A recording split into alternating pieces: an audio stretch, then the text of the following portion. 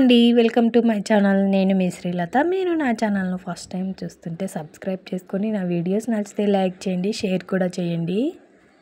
నేనైతే ఎప్పుడు ఒకేలా తినే దోశలు కాకుండా ఈరోజు కొంచెం డిఫరెంట్‌గా దోశలు అయితే చేశానండి. చాలా బాగున్నాయి, స్పాంజ్ లాగా ఉన్నాయి.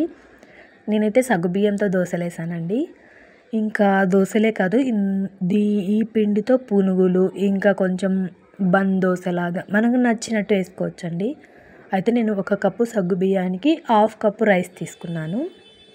రెండింటిని బాగా వాష్ చేసుకొని 1 కప్పు పెరుగు అయితే వేసానండి. వీటిని ఈ పెరుగులో నానబెట్టాను. కొంచెం పెరుగు తక్కువైందనుకోండి ఇంకొంచెం వాటర్ వేసుకోండి. అయితే మీరు ఇన్స్టెంట్గా వేసుకోవాలి అని అనుకుంటే ఒక 2 అవర్స్ నానబెట్టుకోండి. లేదు ఈవినింగ్ టిఫిన్గా లేదా మార్నింగ్ టిఫిన్గా అనుకోండి. మార్నింగ్ అయితే నైట్ నానబెట్టుకోండి, ఈవినింగ్ అయితే మార్నింగ్ నానబెట్టేసుకోండి. ఇలానా ఒక 2 అవర్స్ తర్వాత మంచిగా సగ్గుబియ్యం రైస్ నానిపోయాయండి.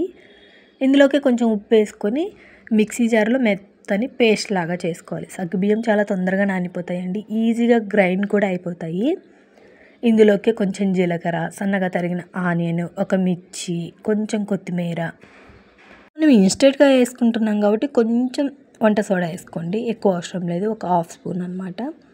బాగా కలిపేసుకోండి. పిండి అంతా ఆనియన్స్, కొత్తిమీర అన్నీ కలిసిపోయేలాగా పిండినంతా బాగా కలిపేసుకోండి. ఇంకా పెరుగేస్తున్నాం కదా, చాలా సాఫ్ట్ ఉంటాయి. ఆయిల్ కూడా చాలా తక్కువ పడుతుంది. నేనైతే దోశలు వేస్తున్నాను, అలాగే పొంగనాలు కూడా వేస్తున్నానండి. పొంగనాలు ప్యాన్ పెట్టేసుకొని వేడెక్కాక ఆయిల్ వేసేసుకున్నానండి. కొంచెం కొంచెంగా పిండినంతా వేసుకుంటూ పొంగనాలకైతే పెట్టేశాను. ఆవిరి పెట్టేసామనుకోండి చాలా ఈజీగా ఉడికిపోతాయి. కొంచెం సగ్గుబియ్యం కదా, గంజి గంజిగా స్టిక్కీగా అనిపిస్తుంది, కానీ టేస్ట్ మాత్రం చాలా బాగుంటుందండి. మంచి కలర్ వచ్చేసాయి.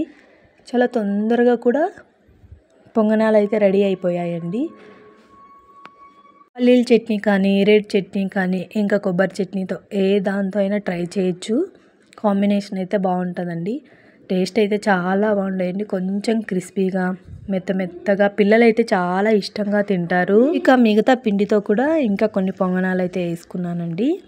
చాలా సాఫ్ట్ ఉన్నాయి. అసలు చూడండి, పట్టుకోగానే ఎంత మెత్తగా వచ్చేస్తున్నాయో. లోపల కూడా బాగా ఉడికిపోతుంది. పైన అయితే క్రిస్పీగా, లోపలైతే మెత్తగా ఉంటాయి. ఇంకా నేను ఈ లోపల పక్కన దోశ ప్యాన్ పెట్టుకొని దోశ కూడా వేశాను. నేను చిన్న చిన్న దోశలు వేసాను. మా చిన్నోడికి చిన్న చిన్న దోశలు అంటే ఇష్టము, అందుకని చెప్పేసి చిన్న చిన్న దోశలు వేసాను. పెద్దగా కూడా వేసుకోవచ్చండి. కొంచెం ఆయిల్ వేసేసుకొని మూత పెట్టేసుకున్నాం అనుకోండి, ఆవిరికి బాగా ఉడికిపోతుంది. ఆనియన్ వేసాం కదా, ఇంకా మనకు ఆయిల్ కూడా ఎక్కువ పట్టదు, ఎందుకంటే మనం కర్డ్ వేసాం కాబట్టి కొంచెమే ఆయిల్ వేసుకుంటే సరిపోతుంది. చూడండి, మంచి కలర్ వచ్చేసింది. ఇంకా స్మెల్ అయితే చెప్పనక్కర్లేదు, ఎంత బాగా వస్తుందో అసలు. ఇంకా ఇలా సింపుల్గా దోశలు అలాగే పొంగనాలు అయితే చేశానండి. మనం కొంచెం చిన్న ప్యాన్ ఉన్నదనుకోండి, బన్ దోశల్లా కూడా చేసుకోవచ్చు. మీరు కూడా ట్రై చేయండి, ఎలా వచ్చాయో నాకు కామెంట్ చేయండి. స్పాంజీగా ఉండే సగ్గుబియ్య దోశలు అయితే రెడీ అయిపోయాయండి. నేనైతే కొబ్బరి చట్నీతో ట్రై చేశాను, చాలా బాగుంది అసలు.